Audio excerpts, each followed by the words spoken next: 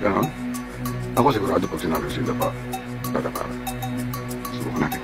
Ang pag-uusapan natin ngayon ay tungkol sa batikang aktor na tumatak na sa bawat tagahangang sumusubaybay sa kanya. Dahil sa kanyang husay sa pag-arte, mapakomedya, drama man yan o aksyon, ay talagang epektibo siya sa pagganap. Tara, samahan niyo ang balikan ng naging karera niya sa pelikulang Pilipino.